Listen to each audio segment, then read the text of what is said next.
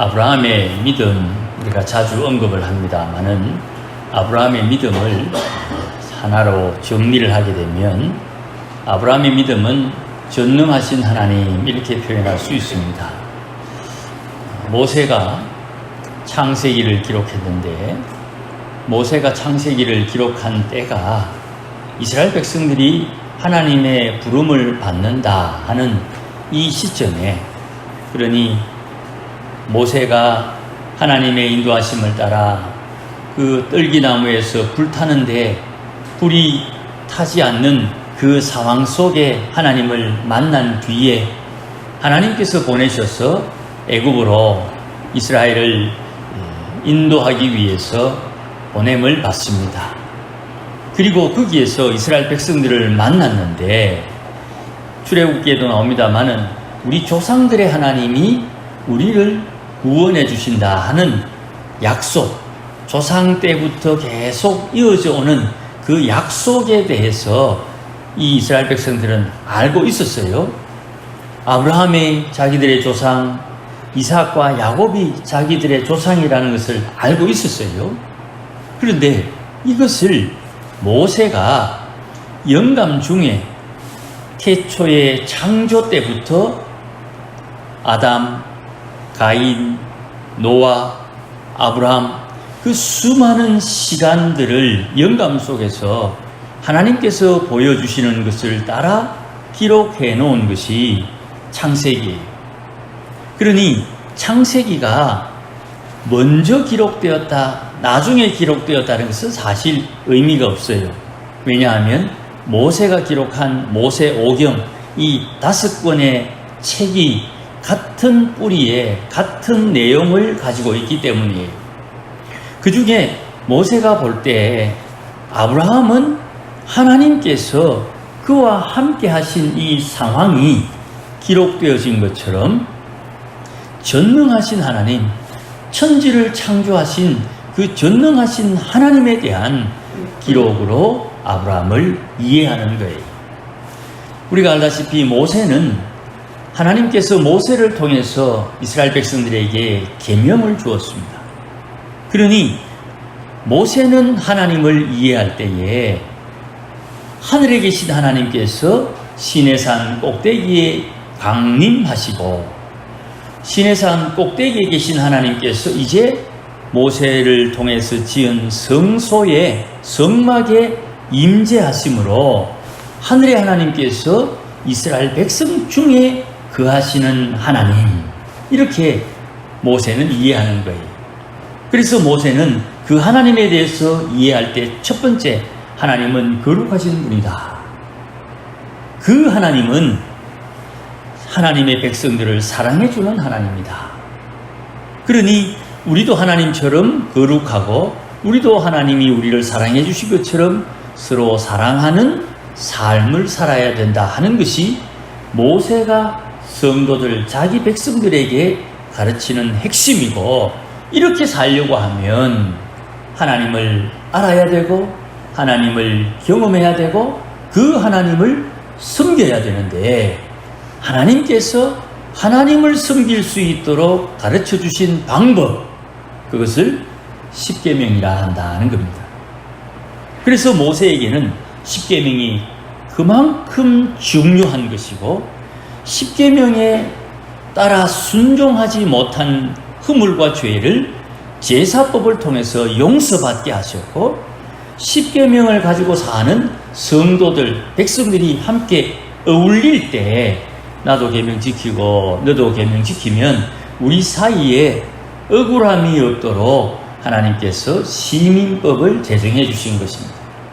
이것을 하나로 묶어서 율법이다, 이렇게 말하는 거예요.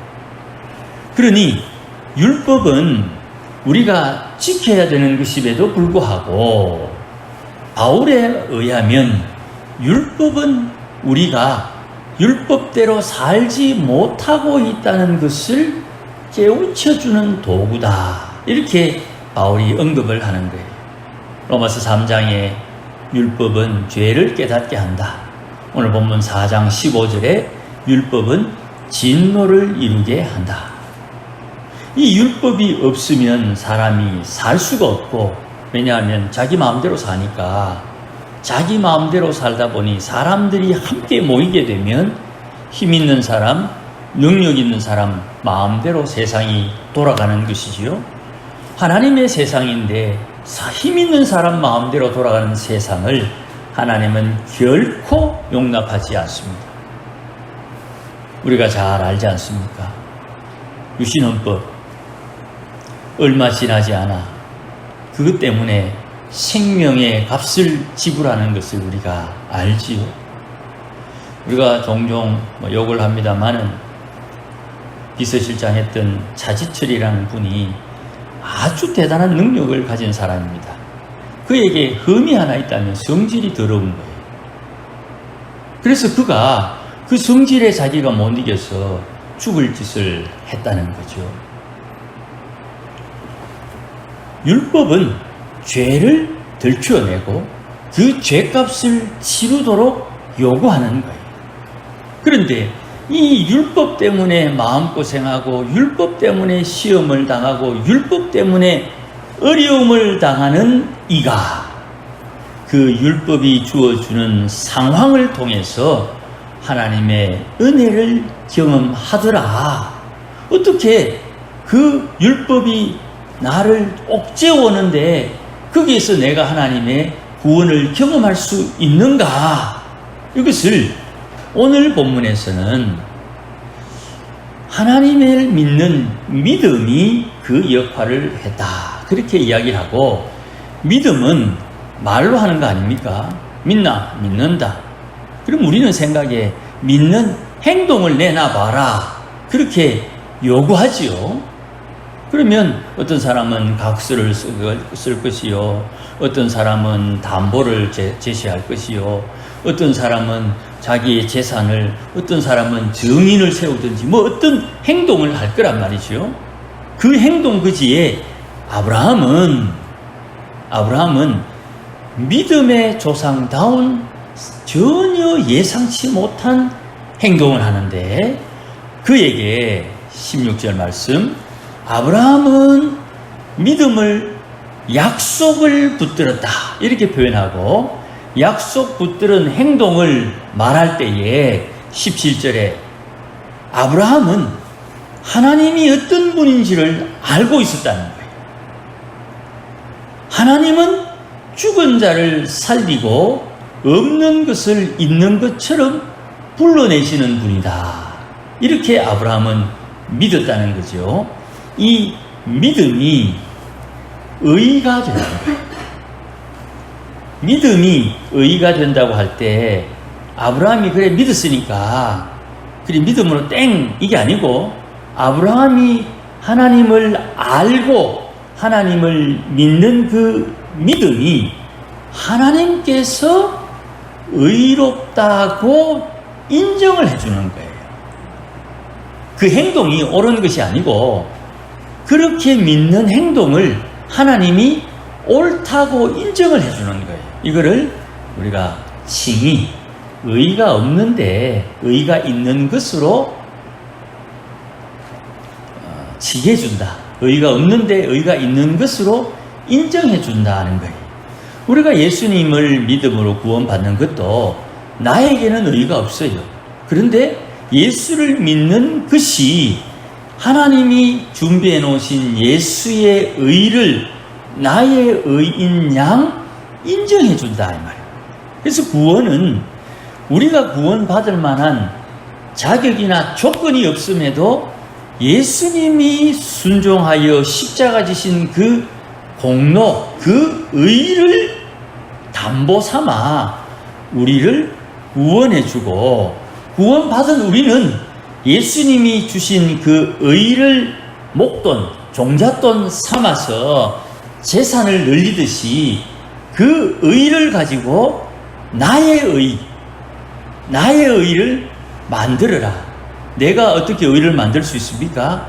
나는 의를 만들 수 없는데 예수님의 의를 빌려가지고, 예수님의 의를 가지고 내 의를 만드는데 사용을 한다 이 말입니다. 이해가 좀 되었으면 좋겠습니다. 우리가 구원받는 것은 내 행동이 옳고 내 행동이 바르기 때문에 구원받는 것이 아니, 내가 율법을 지키려고 하면 율법은 내 죄를 들추어내고 들추어진 이 죄 때문에 내 인생에 하나님의 진노가 임한다 이 말입니다. 이게 정상인데 그 진노가 임하는 것 때문에 두려워하고 괴로워하고 안타까워하는 중에 예수를 믿음으로, 믿음이라는 것이 진노 중에서 우리를 끄집어내는, 구원하는 역사가 나타난다 이 말이. 그러니까 다른 사람들이 어떻게 행동하는 것을 가지고 이게 이렇다 저게 저렇다 이렇게 함부로 말하면 안 되는 거예요. 저 사람이 저 상황에서 저런 죄를 짓고 있는 것을 불쌍히 여기고 저럴 수밖에 없는 상황을 이해해 줘야지, 사람이 어떻게 그럴 수가 있다 이렇게 하면 안 되는 거예요. 왜냐하면 사람이 어떻게 저럴 수 있나라고 내뱉는 내 말이 하나님 앞에 심판받는 이유가 됩니다.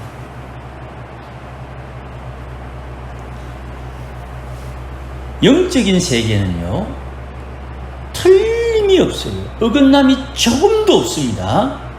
하나님의 질서는 정확하게 맞아들어가는 거예요. 왜냐하면 육신이 없기 때문에 그래요. 영적 존재는 육신이 없기 때문에 허물과 죄를 용서받을 법이 없는 거예요. 그래서 영적인 존재들이 저지르는 죄는 결단코 하나님께서 그냥 넘어가지 않습니다. 반드시 그 죄값을 물어요. 귀신들이 와가지고 성도들을 유혹해가지고 성도들을 죄에 빠지게 했다, 만약에 그러면 그 귀신들은 하나님 앞에 불심판을 당연히 받고요, 귀신의 꼬임을 받은 성도는 하나님 앞에 회개하지, 회개. 그리고 제대로 회개하지 않으면 하나님께서 오래 참는 중에 기한이 되어도 회개하지 않으면 그 죄값을 치르게 하는 거예요. 그러니 성도는 육신을 입고 있을 때 회개할 수 있는 기회가 주어지는 거예요. 육신을 떠나고 나면 회개할 기회가 사라진다. 그 죄값을 치루어야 되는 거예요. 예수님 비유에 나사로 이야기 있죠. 거지 나사로. 나사로가 이 땅에 살면서 거지처럼 살았다. 여러분, 많은 목사님들의 설교를 들으셨겠지만 나사로가 왜 거지처럼 살 수밖에 없었을까 하는 질문을 해보신 적이 있습니까? 하나님의 사람들이 하나님이 시키는 대로 살다가 세상에 거지처럼 사는 경우에도 믿음을 잃어버리지 않으면 아브라함 품에, 하나님의 품에 안기는 거예요. 사람들이 이야기하겠지요. 너 예수 하나님 믿는다며, 하나님 잘 믿는다 하면서도 왜 너는 거지처럼 사노? 그런 모욕을 들으면서도 하나님의 시키는 일을 행할 수 있느냐? 그래야 아브라함 품에 안기는 거예요. 그런데 부자는 그 어렵고 가난한 나사로, 하나님을 믿는 그 나사로를 돌아보지 않죠. 여기서 이 부자가 하나님을 믿는 사람이냐 안 믿는 사람이냐에 대한 이야기는 전혀 안 합니다. 그냥 안 믿는 사람으로 이해하는 경향이 많지요.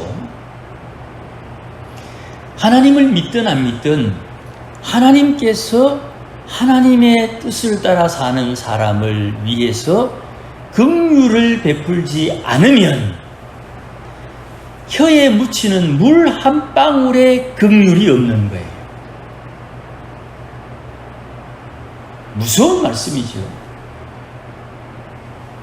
그래서 기독교 신앙 가운데 말입니다, 예수님께서 말씀하시기를 마태복음 6장에 기도하고 금식하고 구제가 거기에 들어가요. 성도는 구제에 힘써야 되는 거예요. 이거는 선교를 위해서, 복음 전하는 것을 위해서, 심지어는 교회의 부흥을 위해서라도 어떤 목적이든지 간에 구제하는 삶을 살아야 되는 거예요. 누구를 구제하느냐 하면 가난한 나사로처럼 하나님을 믿는 믿음으로 살면서 주의 뜻을 행하는 것 때문에 가난한 사람을 구제해야 됩니다. 어렵지요. 누가 하나님의 뜻을 행하다가 가난하게 되었나? 가난한 것은 말씀해 보니까 게을러서 가난했지. 도대체 누가 하나님의 뜻을 순종하다가 가난해졌는가? 그를 구제해야 되는 거예요. 그러니 아브라함이 이삭을 하나님 앞에 드리라는 그 말씀에 순종해서 이제 이삭을 꽁꽁 묶어가지고 제단 위에 눕혀서 이제 이삭을 잡아야 되는데, 이삭을 잡으려고 하는 이 아브라함의 행동이 어디에서 나왔느냐 하면 17절, 죽은 자를 다시 살려주시는 하나님을 믿는 믿음의 행동이었다는 거예요. 이게 히브리서 11장에 가면 이렇게 표현합니다. 하나님 앞에 아브라함은 이삭을 죽였고, 죽은 이삭을 하나님께서 받으시고 다시 이 이삭을 살려서 아브라함에게 되돌려 주었다, 이렇게 표현을 해요. 그러니 아브라함의 믿음은 전지전능하신 하나님을 믿는 믿음이요, 이 믿음은 약속을 붙든 아브라함의 행동이었다라는 것을 오늘 본문에서 바울이 강조하는 거예요. 이것을 이제 다시 한 번 더 설명하기를 18절 말씀에 아브라함이 바랄 수 없는 중에 바라고 믿었다.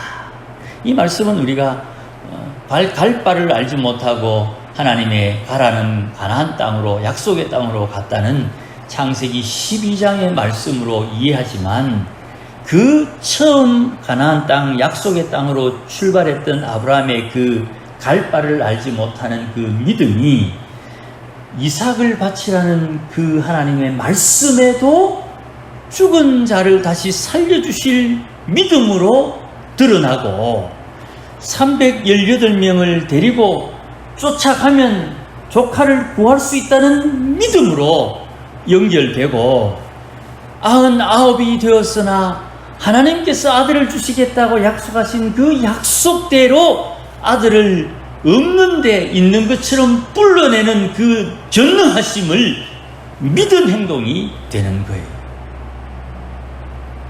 그 모리아산의 시험 이후에 아브라함의 인생에 시험은 없습니다. 우리가 이 땅에서 마지막 시험을 통과되고 나면 우리에게 주는 시험은 없는 거예요. 그 내용은 나중에 다시 한 번 더 말씀드릴 수 있는 기회가 있기를 바랍니다. 어쨌든 우리가 이 땅에 살면서 도무지 시험에 들지 않는 신앙인으로 자라날 수 있는 하나님 앞에 성장하는 신앙인이 되어야 되는 거예요. 이것을 아브라함을 닮아가는, 혹은 아브라함의 후손이라고 말할 수 있는 성도의 마음 씀씀이, 행동 거지, 삶의 모양이 되는 것이에요. 그러니 믿음이 없으면 하나님을 기쁘시게 하지 못하지요. 그래서 믿음으로 하나님을 기쁘시게 하는데, 행동으로 하나님을 기쁘시게 하려는 사람들이 떨어들어 있지요. 믿음으로 하나님을 기쁘시게 하는 거예요. 그러니 이러한 것이 22절, 그것이 그에게, 아브라함에게 하나님은 의라고 인정해 주셨다. 그러니까 우리가 하나님 앞에 의롭게 되는 것은요, 내가 완벽해서 의롭게 되는 게 아니고 허물이 있고 여러 가지 어려움이 있는 와중에도 내 믿음이 어떠냐에 따라 잘하고도 하나님 앞에 책망받을 수 있고 뭔가 어설픈데도 하나님이 의롭다고 할 수도 있는 거예요. 그 평가를 누가 하는 겁니까? 사람이 하는 게 아닙니다. 내가 그걸 평가하려고 하는 거예요. 사람이 하는 게 아니에요.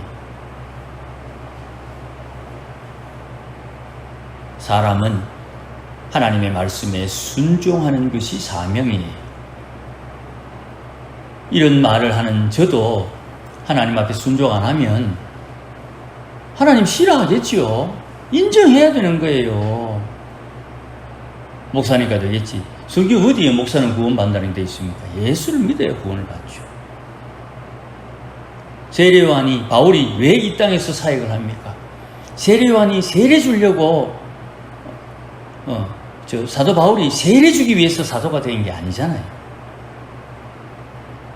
세례요한이 세례를 주는 이유는 내 뒤에 오는 분은 나보다 더 능력이 있다는 그 한마디를 제대로 증거하기 위해서 세례를 주고, 세례 주는 동안 많은 사람들이 그에게 몰려오니 그에게 너희들 나에게 세례 받지만 잊지 마라. 내 뒤에 오는 분은 나보다 더 능력이 있는 분이라. 나는 그분의 신발끈 묶는 것도 감당할 수 없는 미천한 사람이다.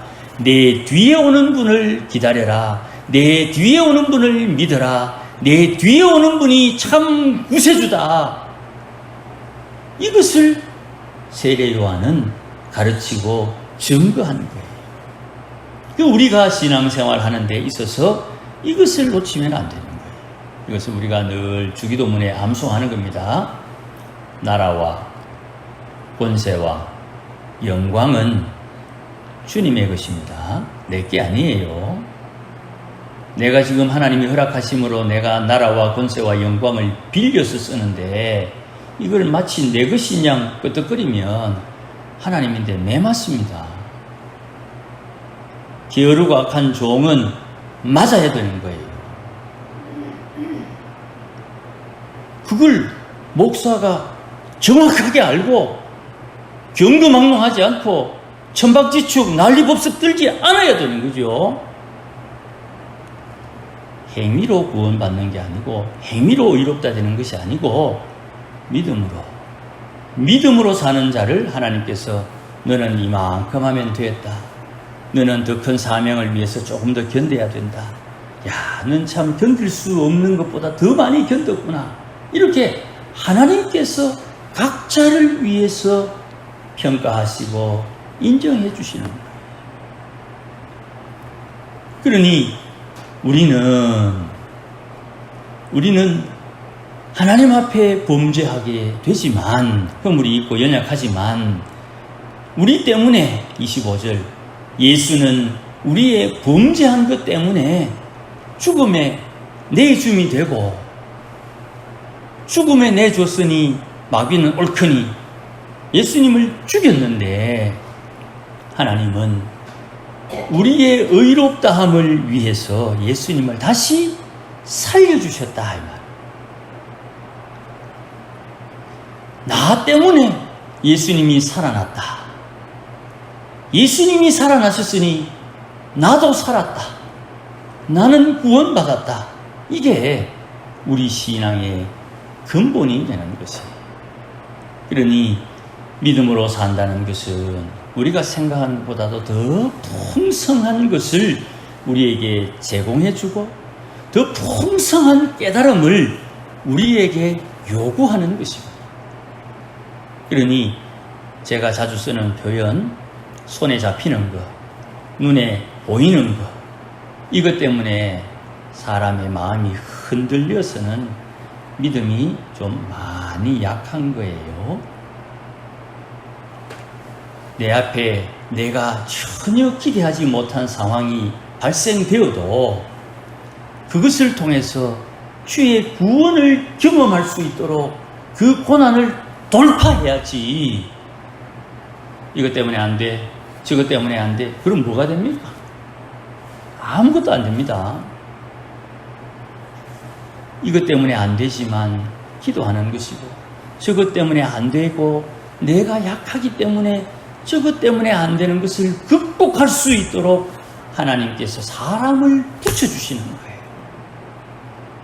나는 감당할 수 없는데 어떤 분이 내 옆에 붙어서 그것을 함께 감당할 수 있도록 동행해주고 힘을 주고 또 도와주고, 이렇게 하나님의 역사가 나타나는 거예요. 그래서 제가 오전에도 그랬지 않습니까? 숨이 꼴깍꼴깍 넘어갈 것 같은데 안 죽어요. 힘들고 마음이 찢어지고 어렵고 죽을 것 같은데 안 죽는다 이 말입니다. 왜요? 생명을 해하지 말라는 욥의 두 번째 시험. 몸에 고난은 있는데 생명은 해하지 말라는 주의 말씀에 어긋남이 없는 거라 이 말입니다.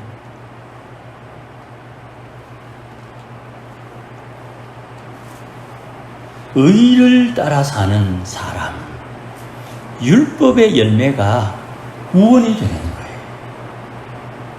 그러니 천에 하나 만에 하나, 우리 인생이 다 다르기 때문에 천에 하나 만에 하나 우리 마음에 실망이나 섭섭함이나 때로는 괴로움이나 안타까움이나 억울함이 있더라도 견뎌야 된다.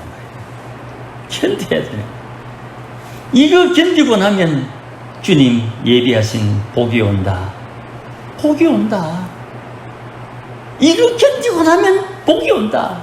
그런데 이거 피해갖고 도망가면 사자를 피했더니 곧 만난다고, 도망가서 집으로 들어갔더니 집에 뱀이 있더라. 하나님의 말씀은 반드시 말씀대로 이루어집니다. 아무쪼록 이렇기 때문에 우리가 기도하는 것입니다. 시기가 적절해서 말씀을 한번 드립니다. 이제 새벽기도 시간이 5시로 또 늦추어집니다. 물론 일하시는 거 여전히 일하시고 연세가 들어가니까 힘에 부치는 것은 분명하겠지만 기도하는 데 힘쓸 수 있도록 애써주시고, 이 기도함을 통해서 하나님의 구원을 경험하는 것. 겟세마네 동산에서 예수님은 기도해서 십자가를 지셨고 거기에서 졸았던 제자들은 도망을 갔습니다. 기도해야 됩니다. 상황과 형편이 안 되어서 교회에 나오지 못하는 분도 있을 수 있을 거예요. 그러나 시간을 정하고 기도해야 됩니다. 하나님께서 예비하신 하늘의 은혜를 경험하기 위해서 심어야 되고 뿌려야 되고 가꾸어야 되는 거예요. 그래서 우리가 이 가을에 하나님께서 주시는 우리 인생의 열매도, 우리 삶 속에 주시는 신앙의 열매도 우리 심은 작물들의 열매와 함께 거둘 수 있기를 주의 이름으로 축복합니다. 기도하십시다. 하나님 아버지, 돌이켜보면 얼마나 부족한지 말로 표현할 수 없습니다. 주의 백성들, 오늘도 믿음으로 사는 하나님의 본속들이 되도록 은혜를 덧입혀 주시옵소서. 내가 알고 하나님도 아시는데 어찌 우리의 허물과 죄를 고백하지 않을 수 있겠습니까? 다만 오늘도 하나님의 긍휼을 힘입으며 살기를 소원하고, 오늘도 주께서 우리에게 알려주신 기도의 내용, 주님 가르쳐주신 주 기도문의 내용을 따라 기도하며 하나님을 기쁘시게 하며 살기를 소원하오니 복을 허락하여 주시옵소서. 용서하여 용서받는 은혜를 입게 하여 주시고, 하나님께서 우리에게 제공해 주는 것을 사용하여 하나님의 나라가 임하고 하늘에서 이루어진 뜻이 이루어지는 삶을 살게 하여 주시옵소서. 오늘도 주의 백성들 머리 숙여 주를 경배하오니 주께서 피 묻은 손으로 안수하시고 안찰하사 온전케 하시며 복을 허락하여 주시옵소서. 예수님의 이름으로 기도하옵나이다. 아멘. 이제는 우리 주 예수 그리스도의 크신 은혜와 하나님 아버지의 극진하신 사랑과 성령님의 충만하심과 인도하심과 복주심이 오늘도 주의 의를 힘입어 하나님 앞에 나아가며 하나님을 기쁘시게 하며 살기를 소원하고 다짐하는 모든 믿음의 권속들 심령 위에, 가정 위에, 일터 위에, 자녀들 위에, 우리 교회 위에 이제로 영원토록 함께 계실지어다. 아멘.